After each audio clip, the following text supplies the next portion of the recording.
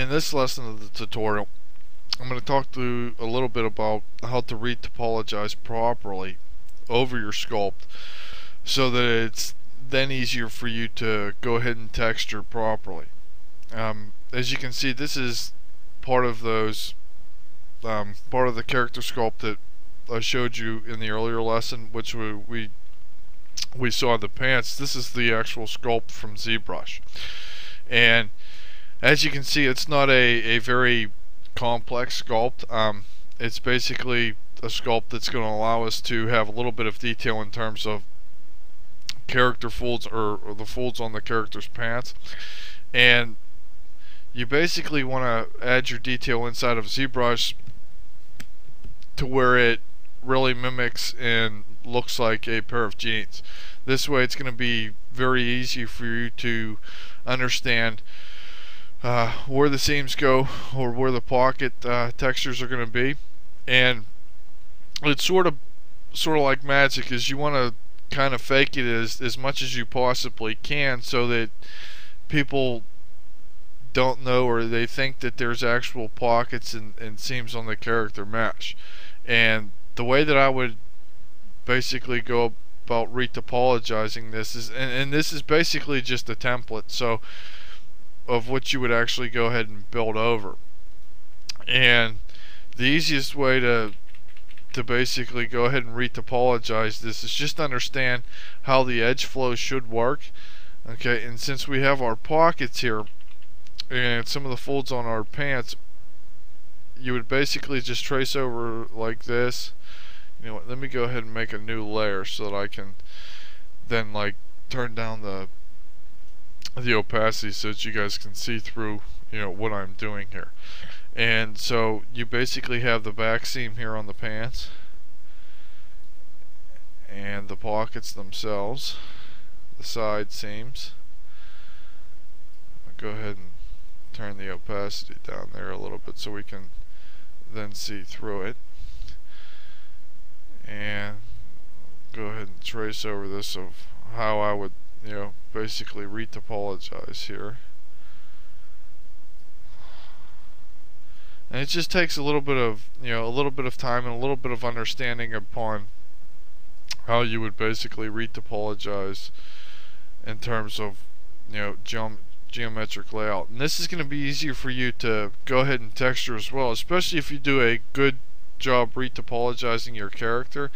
It's going to be real easy for you to go ahead and like lay over or put down the overlays, which would basically be the stitching or the seams for your character's textures. This way you know exactly where they're supposed to go, how they're supposed to fit, and it's just going to give you a better product and better end result.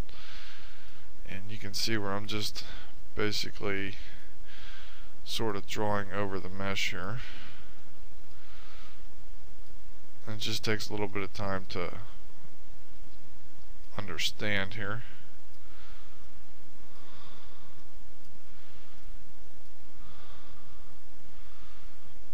And that would be a basically big circle here at the bottom.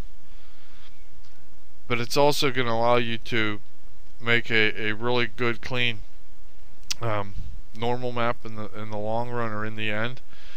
And if it's basically going to make it easier for you to texture and easier to understand, then I would, you know, learn retopology, learn how to retopologize properly, because it's just going to make it easier for yourself to go ahead and texture and understand, you know, where the seams are supposed to be placed, or where like the pockets and fly is supposed to be placed. And it's going to allow you to sort of capture the detail without the normal map. And then so whenever you go to apply the normal map, the end result's actually going to look just like it does inside of ZBrush. So retopology is a very important process, especially when building over your sculpt or taking it into Maya to not only just make a very good clean mesh and easy to UV map, but you're also going to make it for the animators and for the riggers so that the mesh is basically going to look like it's deforming without actually even having added a cloth simulation to it. And if you can make everybody's job easier, then so be it. And so it's just better to basically retopologize over your character sculpt to then capture all those details, and it all just basically ties into one with the texturing, the rigging, and the animation. So retopology, as you can see, it's a very, very important process. And you can see here inside of Maya where I did basically just trace over like the pockets. You can see a little bit of extrusion even here on the fly, and like I said, you can capture a lot of that detail inside of Maya with retopology, and then this would actually make the texturing part a lot easier and add a lot more detail to the eventual end result. So retopology is a very important process in terms of texturing, and I hope you enjoyed this lesson of the tutorial, and thanks for watching.